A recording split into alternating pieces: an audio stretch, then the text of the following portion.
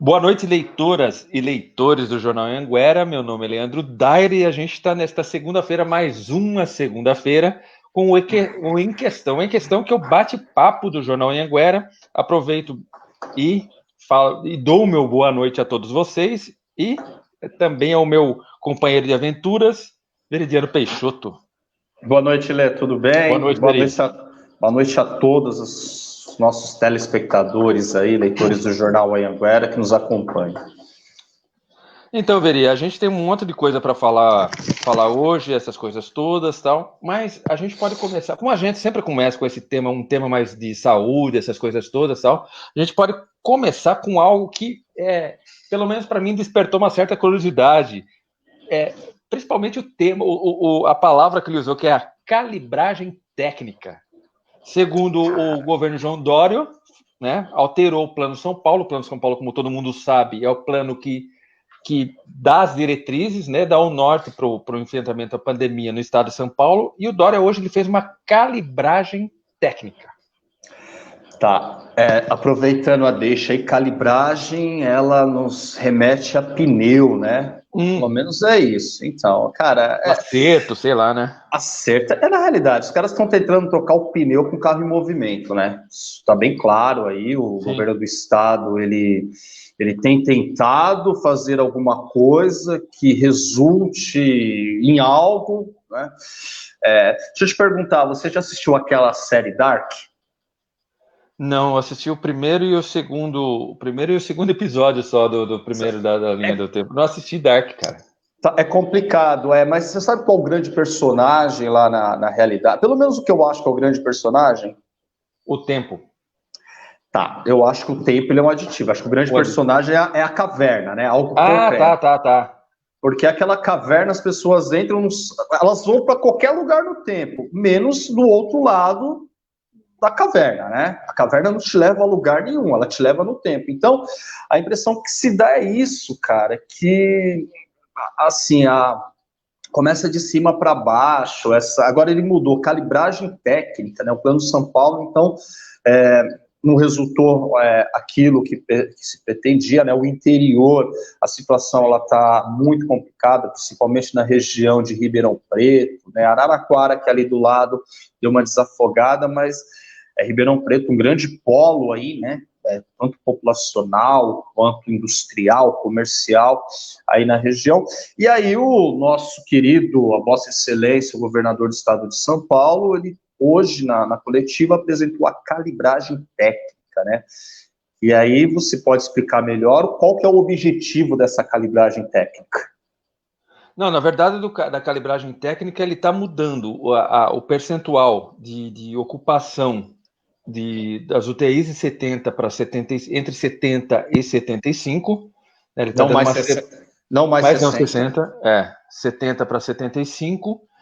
Na verdade, eu acho, Veri, que ele está querendo, na verdade, dar uma facilitada para chegar na fase verde. Né? Sim. Tá me dando o retorno. Opa, peraí. E agora? Agora tá beleza. Como diz o nosso amigo Parmão, estamos ao vivo, então acontece essas coisas. Um abraço, Parmão. Exatamente. Então, ele está mudando isso aí. Na verdade, ele está querendo mexer com os números, né? Na verdade, é uma nova leitura que você faz com esses números. Números, inclusive, que a gente divulgou nesse final de semana, né? Sobre os números aqui de Santana de Parnaíba, que Parnaíba foi a cidade onde teve um crescimento aí, maior crescimento da região, né? Uma matéria que, inclusive, você fez brilhantemente aí. O que está acontecendo? Acho que esse termo que você utilizou, brincar com os números, né? Ele pode soar de uma maneira até meio que amistosa, mas na realidade é uma maneira preocupante. Eu havia já até comentei com você logo lá no início, eu percebi, nós do Jornal Anhanguera, se não foi o primeiro, foi um dos primeiros veículos aqui de comunicação da região a falar sobre a Covid, o coronavírus, no dia 25 de fevereiro, né? Até houve aquela polêmica do caso de Parnaíba, se estava confirmado, se não estava confirmado, né? Então, e aí depois veio realmente uma confirmação. Então, março, abril, maio, junho, julho, estamos aí em agosto, então já há quase 6 meses, né? Vamos entrar para o 6º mês, pelo menos isso daí. E no início eu sempre falei, né, em conversas com você mesmo, eu acho que para entender todo esse processo, esse cenário de pandemia, primeiro você precisava de um geógrafo, né? Sim. E depois de um matemático, porque o médico ele está já praticamente lá naquela linha final, né, quando a pessoa já está acometida aí do vírus, que ela está doente, mas até chegar aos hospitais, ao diagnóstico, há todo um processo, tanto geográfico quanto matemático. E aí nós vemos os nossos governantes aí brincando com essa matemática, né? Parece ser simples. Então eu vou reduzir a taxa de ocupação nas UTIs, né? Então antes era de 60, mas aí eu vou aumentar para 75, fica mais flexível, e aí são 40 internações agora para um grupo de 100 mil habitantes. Então nós pegamos aí no nosso caso Santana de Parnaíba, que é a cidade que tem 139 mil habitantes. Então, dentro desse cenário aqui, se Parnaíba tiver, não é esse índice, pelo menos, divulgado aí pela prefeitura, esses números, né? Então, se Parnaíba tiver aí mais ou menos em torno de 51 pessoas internadas, tá ok, né? 5 mortes para um grupo de cada 10 mil pessoas. Então, teoricamente, Parnaíba aí hoje chegou a 68, então, nesse grupo aí, estamos batendo meio que no teto, mas enfim, e nós sabemos que não é tão simples assim, né? Os números, eles apresentam uma realidade nua e crua, e ele também apresenta, vamos dizer, aí, a inaptidão dos governantes, como saber lidar com uma situação como essa. Então, nós relembramos aí que o governador, ele já, através do prefeito Bruno Covas, né, porque a cidade de São Paulo, em alguns momentos, ela acabou sendo meio que uma cobaia do Palácio dos Bandeirantes. Então vamos decretar aquele rodízio estendido lá, não, vamos fazer isso, vamos fazer aquilo, vamos fechar, vamos abrir... Sabe, não são situações paliativas, né? Porque o paliativo, você sabe, ele tem um tempo mínimo e você já tem um resultado esperado. Na realidade, o cara mete a caneta, fala, vamos fazer isso e pronto. Neste caso específico, está nítido que isso daqui, até os principais veículos de comunicação aí trouxeram essa informação lá no meio do texto, que isso é decorrente da pressão dos prefeitos, né? Há cidades que há leitos ociosos. A declaração foi realmente essa, de prefeitos falaram, né, disseram que há leitos ociosos. E aí? Entendeu? Mas são leitos de Covid, leitos de coronavírus. Porque aí eu retomo aí a questão lá do Dark, lá da série, esses mundos paralelos. Parece que nós estamos vivendo mundos paralelos. É o mundo da Covid, onde você tem UTI, onde você tem leito, onde você tem profissional, onde você tem ambulâncias. E temos o outro mundo lá, que ele é caracterizado por fechamento de UBSs, que ele é caracterizado por longas filas em pronto-atendimentos, né? Então, já que há essa ociosidade, eu acredito que pelo menos chegou um momento de refazer e aplicar uma política, né, uma política pública direcionada à saúde. E não ficar nessa pressão aqui que, vamos abrir, vamos fechar, porque os números estão mostrando, no nosso caso aqui, Santana de Parnaíba mesmo, a matéria ela deixou muito bem clara, não são em números absolutos, até porque Parnaíba, quando você faz um comparativo com a maioria dos municípios vizinhos, nós somos uma das cidades menos populosas. Osasco batendo 700 mil habitantes, Carapicuíba 400 mil habitantes, né? Aí temos Barueri também, quase chegando aí a 270 mil, mais de 274 mil aqui. Então, é óbvio que em Osasco, o número de mortos, ele vai ser maior. Barueri vai ser maior. Agora, o que nos chamou a atenção foi o crescimento. Em alguns casos, a matéria de sábado, o número de óbitos que ocorreram em Parnaíba, eles chegaram a ser superiores até mesmo de Barueri, de Itapevi e até mesmo de Jandira. Tá? Então, está havendo um crescimento, tá? E nesse caso aqui, mortes de Covid. Fora os outros números também que tem demonstrado, o mês de junho foi o mês com o maior número de óbitos no município nos últimos 5 anos, E pelo menos até sábado, quando foi veiculado a matéria, faltava apenas, na realidade já estava praticamente empatado, sabendo que nós temos ainda mais 3, 4 dias no mês, né? E aí, Lê, por isso que foi bom você ter falado dos números. Nós pegamos os dados de homicídios, baixo, acidentes, baixo. A Covid está dentro daquilo. Então, por que Parnaíba, de junho e julho, houve essa disparada do número de óbitos? Se as principais causas aí, tirando a questão da saúde, que é o trânsito, e no caso a violência, os números são baixos, de onde estão vindo esses óbitos? É uma situação a ser pensada aí. Isso até corrobora com aquele discurso de agora todo mundo morre de Covid, né? Sabe? Que acaba corroborando. Mas deixa eu só aproveitar aqui e dar um boa noite para a Lorena Araújo. Boa noite, a Lorena que está sempre por aqui. Ida Picioli, Jacques Alvarenga, boa noite, meu irmão. Tudo justo aí? Wendel Renato, Wendel também um amigo meu. Rosana Cardoso, boa noite. O Wendel comentou. Paulo Roberto Pachela, fala Paulão, boa noite. Luiz Feijão, de Santana de Parnaíba, boa noite, seu Luiz. Adri Neglian, boa noite, Adri. Suzy Mara Souza Coelho, boa noite, Suzy. Ney Souza, boa noite. Tomás Yamamoto, boa noite também. Renato Bezerra, está sempre por aqui também, boa noite. Tiago Faria, boa noite, Tiago. Beleza? Muito obrigado pela audiência e pelos comentários, vamos conversando aqui. Uma coisa que você, só para a gente voltar para fechar isso aí, Veri, uma coisa que você falou de onde que vem essas mortes, é algo que é o seguinte, a gente não abriu a arena de eventos onde estava com a estrutura para a estrutura, terceiro, né? Hospital. O terceiro hospital. Terceiro hospital de campanha. Teoricamente a gente está aí com a Covid sob controle ou não. A gente não sabe, os números mostram que não, mas não existe uma comunicação oficial se elas estão ou não sob controle, mas as UBS continuam fechadas, né? Você falou, agora me veio o gancho aqui, das UBS, a gente continua ainda com as 4 UBS fechadas, né? Então, é como você falou, a gente está dando uma atenção para o Covid, essas coisas todas, tem uma atenção para... Não tem gente morrendo Não é que não tem gente, o número não é um número muito grande de morte de trânsito, essas coisas todas, mesmo pela própria pandemia. E por que a UBS continua fechada, né? Por que a gente não tem aí a volta dessa prevenção, né? Dessa coisa que não é paliativa, né? Dessa saúde preventiva, que é tão importante, como controle de pressão alta, a própria busca de medicamento, essas coisas, sabe? Aquele mal súbito que você dá aquela corrida na UBS, é uma coisa que a gente tem que ser levado em consideração, né?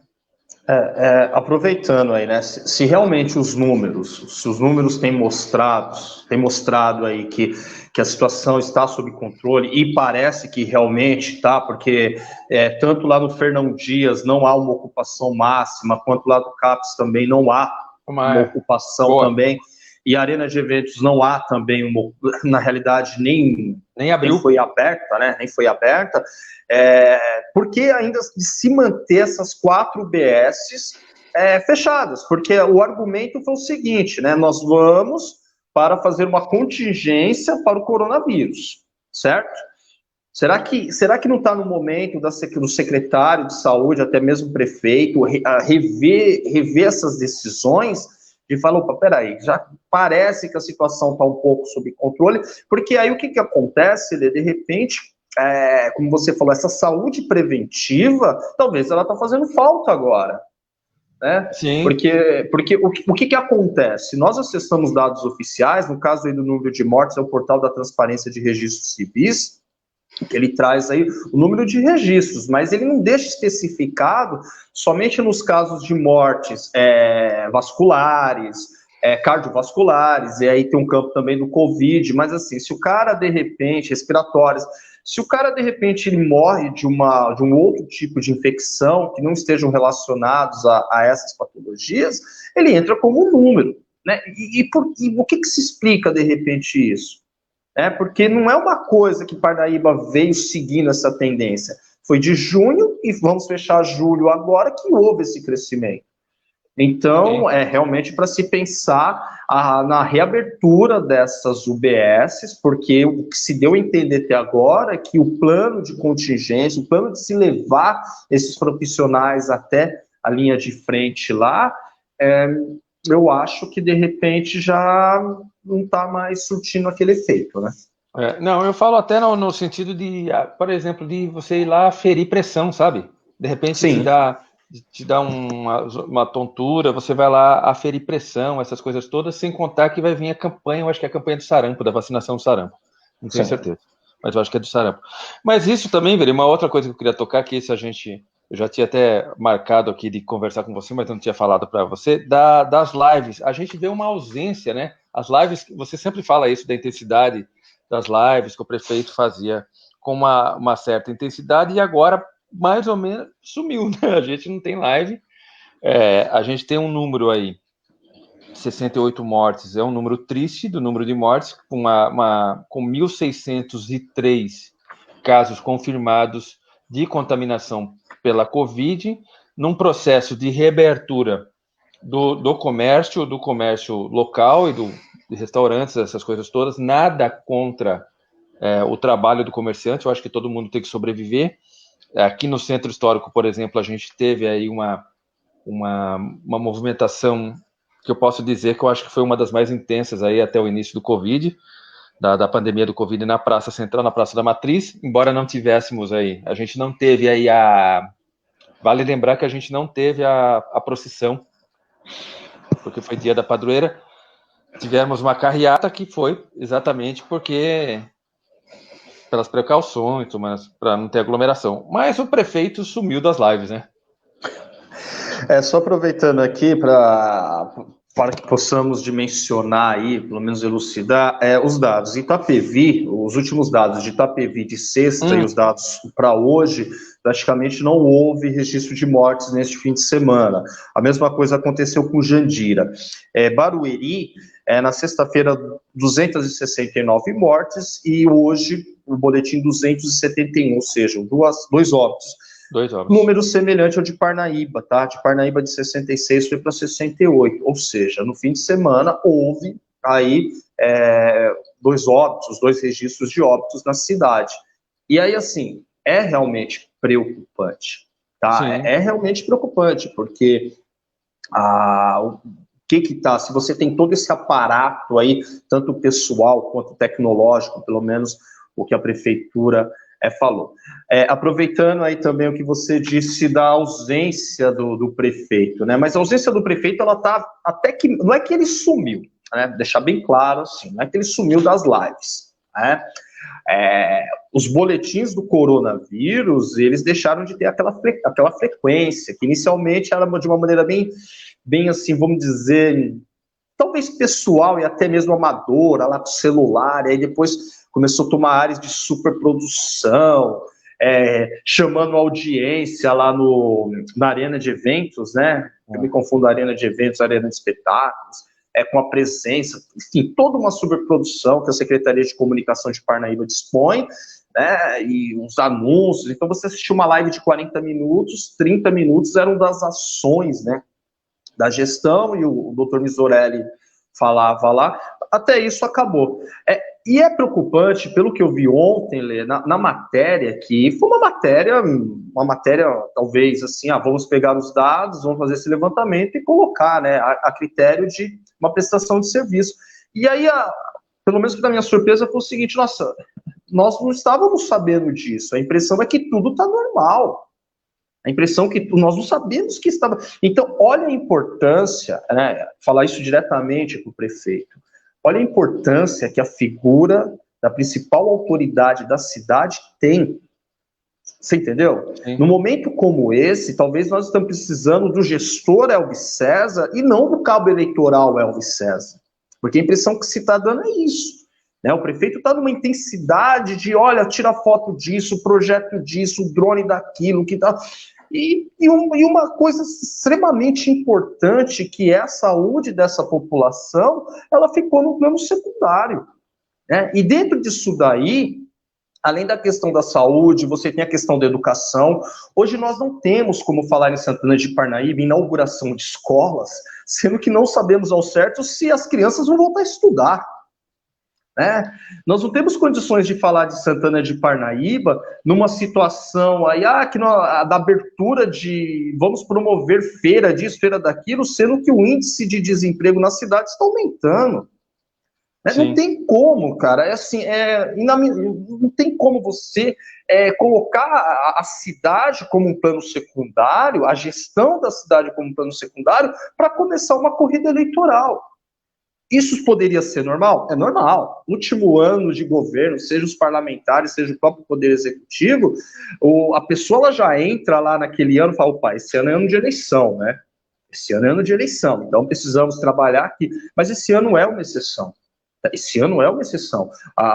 Temos que ter a prioridade. No caso, prefeito, a prioridade é realmente reassumir essa postura de principal autoridade da cidade, para a qual o senhor foi votado, legitimado pelo voto popular, e realmente, porque a população, a impressão que se dá para a população é que tudo voltou à normalidade. E não voltou. E sabe por que isso? Porque o senhor deixou de falar.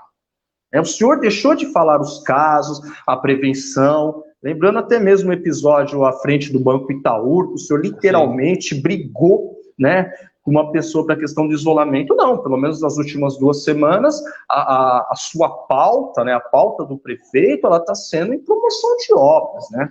E aí, obras que muitas delas estão aí inacabadas, né? Não dá ainda para tentar mensurar isso. Deixa eu só fazer uma correção aqui, então, porque você falou e você tem razão. Uma correção é o seguinte: sumiu, é que eu notei aqui ausência de lives. Não é ausência de lives, é ausência do boletim da Covid.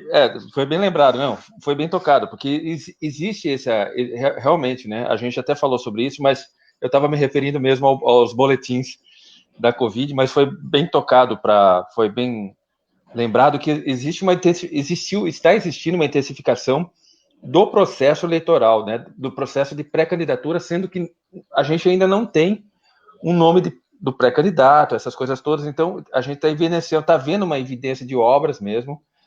Estamos aqui no prédio da CEMED, estamos aqui na duplicação da Tenente Marques, e já que você tocou no assunto, me lembrou e me corrigiu que de forma certeira, porque eram os boletins, eu estava me referindo aos boletins, a gente, inclusive, Viridiano, vê a figura hoje do também deputado César juntamente com o pai, né? Aquela foto publicada daquela matéria que você escreveu sobre a intensificação do marketing traz a figura do pai também, né? Que é uma coisa que fomenta esse discurso seu, que embasa essa fala do projeto político, né? Porque assim, o deputado César, ele passou por uma situação bastante complicada, né, e de muita tensão, aí que ele foi internado com a Covid-19, e graças a Deus tudo deu certo, ele já está nas ruas, mas assim, eu acho que a contribuição... Ele e o pastor Ebenezer também, que foi... Sim, o pastor Ebenezer também, que se recuperou. Eu acho que neste momento a maior contribuição do deputado é como legislador do principal estado da nação, né, do estado mais rico da nação. Eu acredito que ajudaria muito mais essas discussões na LESP do que simplesmente sair como cabo eleitoral. Não estamos fazendo campanha. Gente, sabe, tudo leva a crer que sim, porque a agenda é uma agenda pré-eleitoral. E aí nós notamos até a presença lá naquela foto, uma foto emblemática, que ela traz muito claro isso, a presença do ex-secretário de comunicação. Digo ex-secretário porque ele mandou uma mensagem via WhatsApp, né, falando que não tinha mais ligação, que à frente da SECOM, que ele ia desenvolver outros trabalhos, e coincidentemente, na última semana, ele lançou um curso, porque ele é palestrante, professor universitário, e lançou um curso online, né, para candidatos, para pessoas que pretendem disputar a eleição. Então, peraí, o marketing... A pessoa que está vendendo um curso online do lado do prefeito, numa foto que saiu da Secretaria de Comunicação. Então, é complicado uma situação como essa, né? Como eu falei, não adianta falar em inaugurar escolas, sendo que o maior problema que nós temos agora é tentar encontrar uma maneira, não de resolver a situação da educação, porque isso não tem como resolver, mas pelo menos reduzir os danos. né? A política hoje, a gestão, ela tem que ser voltada para a redução de danos. Redução de danos. Sim. E aí, como que estão os nossos alunos?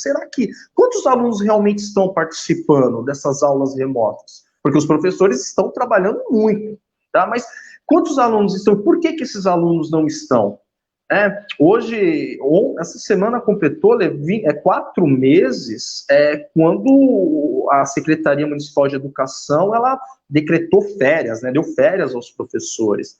E só agora, recentemente, que me parece que vai começar a adotar o sistema, uma ferramenta do Google, né, o Google Classroom, que ele facilita muito, que pode facilitar muito essa questão aí do aprendizado, mas, a gente tem diversos problemas, né?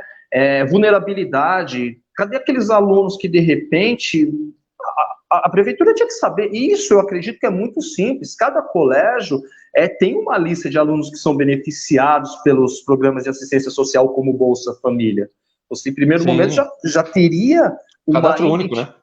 Você já teria pelo menos um apontamento de quantos alunos realmente poderiam passar por uma situação de vulnerabilidade e até mesmo de exclusão. E aí eu vi até um vídeo, uma live que foi promovida pelo secretário Cressos na última segunda-feira, com a participação de promotoras da cidade, até mesmo o prefeito Elvis, que ele deixou claro que eles fizeram uma pesquisa, né, em alguns bairros da região e se identificou que 70% das famílias realmente estão receosas em mandar os filhos à escola. Isso daí não é só na rede pública, na rede particular também tá. Então, mas aí, o que vai ser feito? Certo? O que vai ser feito? A gente vai tentar trocar o pneu ainda com o carro andando? Sim. Deixa eu aproveitar essa deixa sua aí para dar boa noite para o Nica Silveira. Boa noite, Nica. Para a Janaína Cassiana. Tudo bem, Janaína? A Janaína fez uma abordagem aqui, aliás, muito oportuna abordagem do assunto desemprego. Quais serão as ações para diminuir essas coisas? É exatamente isso que é a ação do gestor, né? Boa noite, Júlio Barros, grande amigo, Júlio Barros, tudo bem? Então, mas isso, voltando ao assunto, essa coisa é bastante interessante para a gente, só para a gente sair entrar num outro assunto, que é o seguinte, inclusive, que me veio à cabeça agora também, inclusive o César, e a gente também fez uma matéria, no caso, você também fez uma matéria, que ele compartilhou, né, Veridiano, me ajuda aí, ele compartilhou um fragmento de matéria do estado de Goiás. O jornal é Diário do Estado, não é um jornal de Goiás, não é um jornal assim de grande repercussão, porque lá é o Popular, né, do grupo Anhanguera, lá em Goiás. O Popular do Jair Sintra, lá do grupo, que também é repetidora da TV Globo, lá, que lá a TV Globo se chama TV Anhanguera, né? Às vezes a gente meio que recebe algumas denúncias de Goiás aí devido a isso. Foi muito interessante. Isso foi um indicativo realmente quando você vê que a linha ela está se voltando por uma questão eleitoral, né? O deputado, não sei se foi ele ou quem administra a página dele, equipe, né? A equipe acabou pegando um fragmento de uma matéria que coloca Parnaíba como a 9ª melhor cidade para se viver no estado de São Paulo. E isso é baseado no Índice de Desenvolvimento Humano Municipal, que é proveniente do Índice de Desenvolvimento Humano, tá, das Nações Unidas, que é um cruzamento de dados com o censo, e o último censo que nós tivemos foi em 2010. Ia haver um agora, mas devido à pandemia ele foi cancelado. Então você coloca inúmeros indicadores em torno de si, você chega ao Índice de Desenvolvimento Humano Municipal. E aí, por ironia do destino, foi colocado isso na página, né? E o mais interessante é que as falas, o descrito lá na postagem do deputado, remetia toda essa conquista à gestão do prefeito Elvis. Mas em nenhum momento ninguém falou para ele que aqueles dados eram correspondentes a 2010, que foram publicados em 2013, e justamente em uma coletiva, né, que foi uma coletiva de imprensa na sede da prefeitura. A notícia estava muito fresca, a notícia fresquinha, a notícia tinha acabado de sair, acho que a notícia 7 horas da manhã saiu isso, e 9 horas começou a coletiva de imprensa, e todo mundo perguntando, e aí, o que o senhor acha, tal? Eu até me recordo, que falei, mas esse índice é correspondente a questão muito de Alphaville, né? Poucos têm muito e muitos têm pouco, enfim. E olha, por ironia do destino, passado mais de 7 anos, ele veicula uma informação, né? Do período que o seu principal, não sei que o adversário político, né? Político. E assim, o Elvis fazia parte também da administração como vereador, né? Então, se houve aquela conquista em 2010, não vamos tirar o mérito também, porque o legislativo ele tem a sua contribuição aí. Mas é para você ver o que realmente está ocorrendo, né? É uma falha muito grave você veicular isso, porque as pessoas, desculpa, mas as pessoas passam a acreditar. É como eu falei no início, Lê, eles, sejam o deputado César, o prefeito Elvis, eles estão lá porque eles foram bem votados, né? Eles estão lá devido ao voto popular que legitimou. Tá? Sim. Então, eles estão representando todas aquelas pessoas que votaram nele. Então, a partir do momento que você diz algo, se refere a algo, não só o seu eleitorado, mas as pessoas também que, mesmo que não votaram, passam a ouvi-los, né? Porque são autoridades reconhecidas, né? E aí tem uma situação como essa, eu não sei se foi um deslize isso, eu acredito que foi um deslize realmente, não checou a informação da maneira que deveria, mas acabou virando munição para os adversários, né?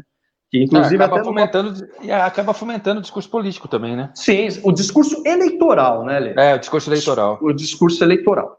Sim, então, mas deixa eu aproveitar já parar aqui e dar um boa noite para o Sérgio Vieira, grande Serginho. Serginho é meu professor aí de muitas coisas aí. O Magno Mori também, boa noite, vereador. Muito obrigado pela audiência aí. Ô, Veri, falando nisso, é uma outra coisa, eu vou até pular o assunto, mas falando nisso, você falou dessas coisas, do marketing, essas coisas, a gente sempre lembra também, não estava nem na pauta, mas a gente sempre lembra das obras atrasadas, né?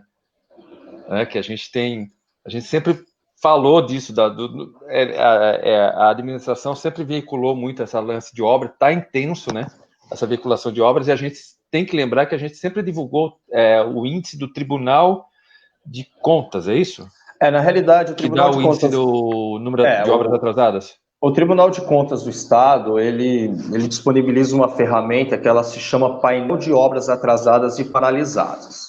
Então, através de questionários que são mandados aos municípios, que são identificados aí realmente a cada trimestre, ou seja, a cada 3 meses e tal. Então, as primeiras informações correspondente ao primeiro trimestre de 2019. Então, no ano se seguiu 4 parciais, 4 boletins, e esse ano só tivemos 1, né?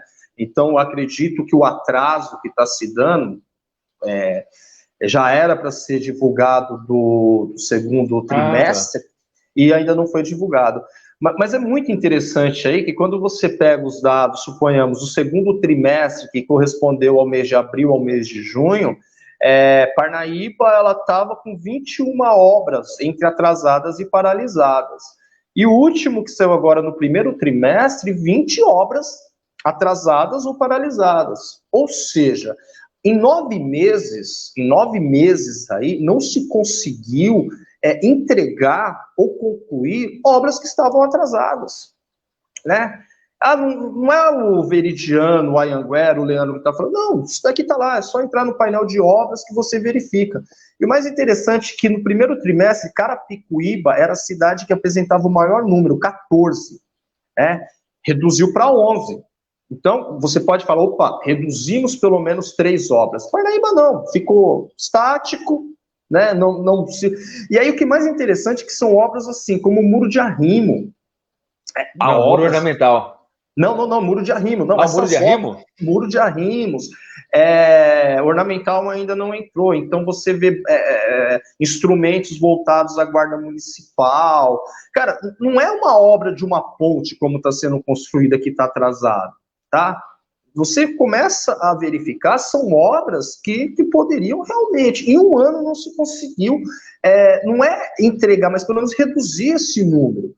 Tá? E aí você olha, então hoje, no último, Barueri uma obra, Cajamar 9, Carapicuíba 11, Itapevi é o único município, pelo menos lá, que não tem nenhuma obra, né?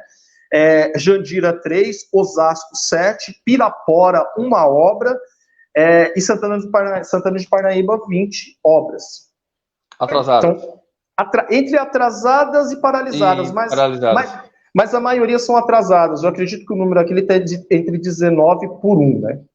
Sim, não, agora eu vou falar que eu passei o muro ornamental. Você falou que não, eu falei do muro ornamental porque eu passei. Você me pegou no lance do boletim, eu pego você no muro ornamental. Não, você me pegou no lance do boletim das lives, né? Que é verdade, era uma ausência de boletins, não de lives. E aí eu pego você no muro ornamental também, porque lá tem a placa que realmente está um ano atrasado. Não, tá na placa, o prazo de entrega, né? Por isso que eu falei na hora que você falou do lance ornamental. E é muito engraçado isso, né, Veri? Porque, voltando lá no lance, só para a gente fechar certinho o assunto, voltando nas lives, na intensidade dessa propaganda política, dessa propaganda, eu não posso falar que é de pré-candidatura, porque não é, porque a gente não tem um nome de pré-candidato, mas é sim de uma tentativa de exaltar as obras, a gente entra em conflito com isso também, né? Que é o número de obras atrasadas diante a intensidade do marketing usado exatamente do mesmo assunto, de obras também. Não sei se eu fiquei claro. As obras estão atrasadas, mas o uso das obras para o marketing, ela continua, né? Só para a gente fechar o assunto aí da live. Eu acho uma loucura isso. Não, eu me recordo quando nós estávamos lá na Consolação fazendo curso de marketing político, né? Lá na PUC. E eu sempre verifico o seguinte, quando nós falamos sobre marketing político, né? E nós falamos de comunicação institucional, que são duas coisas distintas. Sim. O marketing político ele é perecível, ele tem um prazo para começar, subir e terminar, né? Que isso é o quê? Na busca de votos, correto? Agora, eu te confesso, como especialista em política, jornalista, eu nunca vi pelo menos a tentativa de se manter durante tanto tempo essa marca, sabe? O marketing, você não tem como implantar um sistema que ele vai aí passar anos e anos, sabe? Até porque toda vez que você coloca, você é contrariado ou você muitas vezes é colocado em questões por dados oficiais. Ah, sim, entendi o que você falou. Você entendeu? Então, assim, para que serve o marketing? Vamos pensar, o marketing é aquele poder de convencimento, mas ele é perecível, ele tem tempo, assim, votou em mim, votei, ganhei a eleição, e aí eu passo a ter uma comunicação institucional, né? Que leva todos os governantes das esferas, tanto municipal, estadual, quanto federal, existe uma comunicação institucional. Então você fala, o cara é mais bonito, o cara é o que mais faz, o cara é isso, o cara é aquilo. O tempo a sua atribuição como gestor não lhe permite ter essas aberturas. É como nós falamos aqui. Então hoje nós temos o prefeito Elvis, né, pelo seu segundo mandato, né, com uma votação expressiva, mas nós vemos esse prefeito hoje mais na rua, fazendo promoção de obras em andamento, do que propriamente discutindo o processo de gestão desses problemas. Como que eu faço para reduzir os impactos do coronavírus na minha cidade? Como que eu faço realmente para reduzir o impacto econômico, porque o desemprego está batendo na minha porta desde janeiro? Como que eu faço para tentar amenizar a situação dos alunos, dos pais, dos professores? Como que eu... Não! Está voltado para a questão. Então, tem até um dado interessante aqui, se você me permite, que está sendo veiculado agora a segunda melhor gestão pública do país, né? Que é um índice aí, mas são duas coisas distintas, porque eu tenho o IGM, que é Índice de Governança Municipal, que ele utiliza aí, outros fatores, ele é muito mais amplo, porque ele vai avaliar a sua qualidade da saúde, da educação, da segurança. E nós temos o IGV, né, o Índice de Finanças Fiscal, Que o fiscal diz respeito ao quê? Como que estão as contas? Em nenhum momento foi desmentido, ou foi... A gestão fiscal do Elvis, desde o primeiro mandato, ela é muito exemplar. Né? Isso daí não é... Até opositores já falaram isso, né? Fiscal, a finança, ela está muito ok. Agora, você atribuir isso como uma gestão pública, você dá um up nessa questão aí é meio complicado. E isso está em outdoor. Né? Isso está em outdoor. E aí vem a grande questão. Quando você fala isso, as pessoas acreditam que realmente é isso. Então tem que deixar bem claro a diferença de gestão fiscal e governança municipal. Sim, né? sim. É isso daí. Só para deixar claro, então,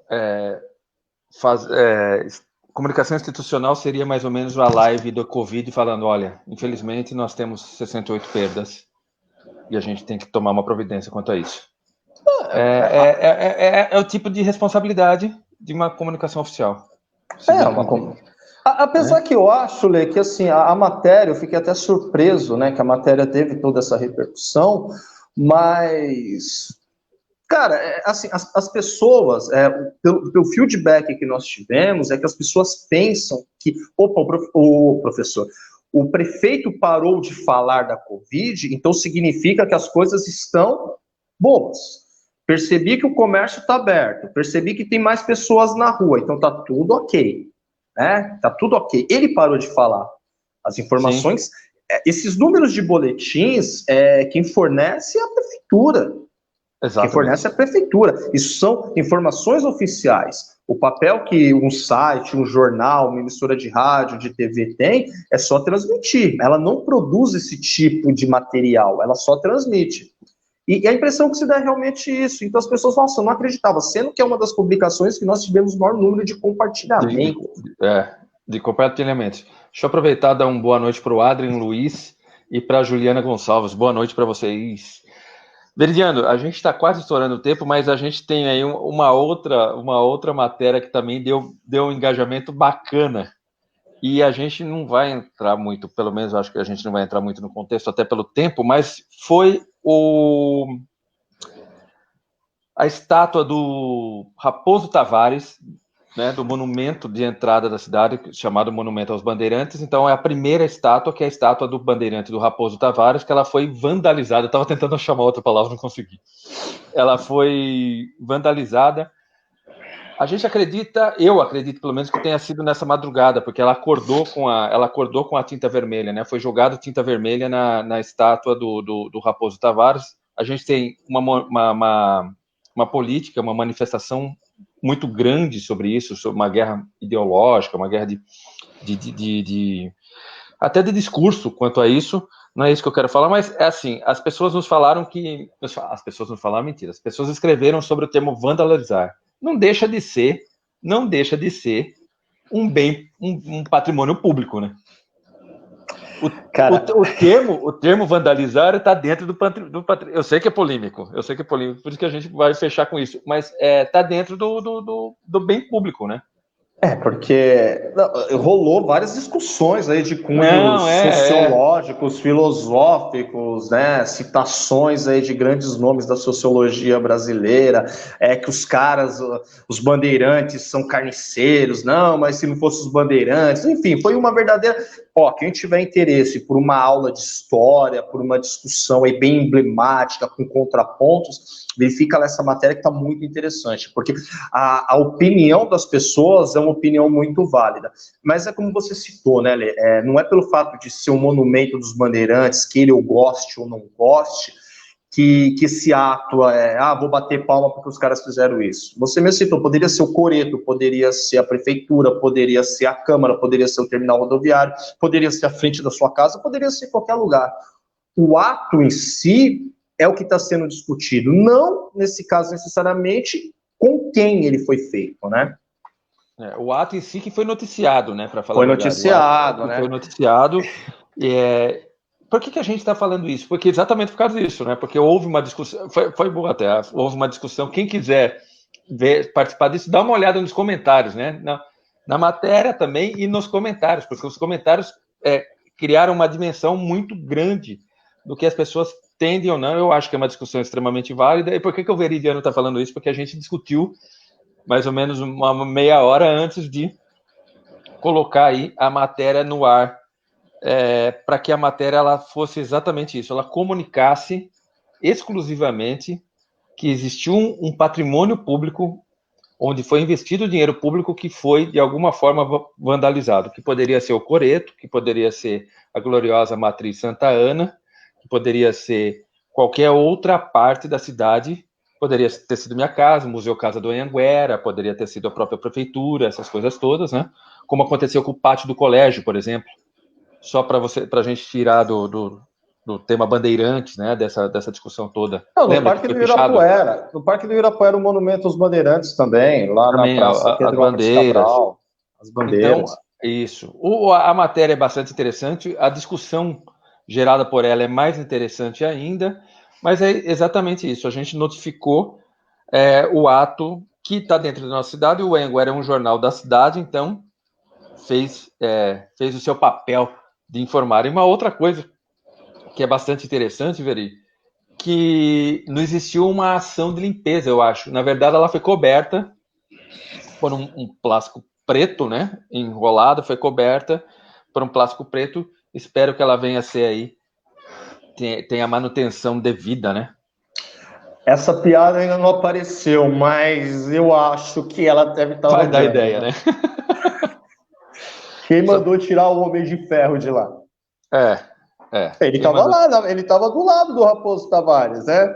Talvez se o Homem de Ferro ainda permanecesse ali, talvez ele ia inibir a ação da pessoa ou das pessoas, né? Então, eu acho que é necessário repensar aí a volta do Homem de Ferro, que foi tirado lá daquela parte. Né? Então, exatamente do lado do...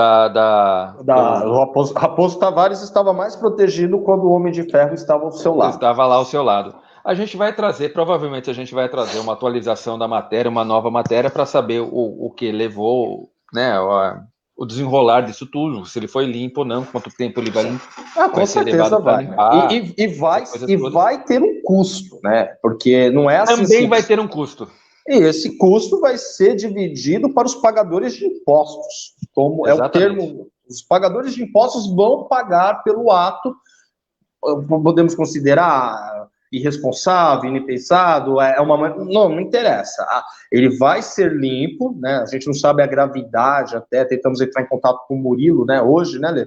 Para verificar aí, mas ele vai ser limpo, e isso vai custar, cara. Isso vai custar e isso vai sair do bolso do contribuinte. Do bolso do contribuinte. Do pagador de aqui, só deixar bem claro mais uma vez que a gente não está invalidando nenhuma discussão. Nenhuma discussão. A gente só está falando extremamente, propriamente da ação, da limpeza que vai ter um custo, da ação que uma ação que foi um vandalismo, ou seja, o nome que você quiser, contra um patrimônio público, tá bom? E isso custa dinheiro e a gente que vai pagar. E a gente já pagou, né, Veri? A galera falando, não, teve muito dessa discussão, né? Dinheiro mal usado, essas coisas todas, mas a gente já pagou, né? Uma certeza, paga 2 vezes. A gente vai ter que pagar de novo. Mais uma vez, a gente não está invalidando a discussão, tá bom? Muito obrigado pela audiência e pela paciência. Semana que vem eu acho que a gente vai ter uma novidade bacana aí. Provavelmente a gente vai ter mais uma live com um convidado, uma convidada, na verdade, de um lançamento que vai acontecer. Amanhã vai acontecer o lançamento de uma pré-candidata a prefeita. A gente, a pedido da equipe dela, a gente ainda não divulga, mas a gente já pode deixar aí no ar que provavelmente a gente vai conversar com ela, a gente está acertando para conversar tudo certinho na próxima segunda-feira, e também deixando bem claro e lembrando a todo mundo que o espaço está aberto, né, Veri? Pro prefeito, pro indicado para o prefeito, pro deputado, assim que quiser conversar conosco, é só entrar em contato, a gente terá o maior prazer em conversar aí com o prefeito ou com o deputado. Tá bom? Muito obrigado, Veri, uma boa noite para todo mundo que participou, que acompanhou. Obrigado de verdade, até segunda-feira que vem, a partir das 19h30. A gente estoura um pouquinho o tempo, mas estava bacana a discussão. Valeu, obrigado. Beleza. Veri. Falou, Léo. Aquele abraço. Tá, tchau.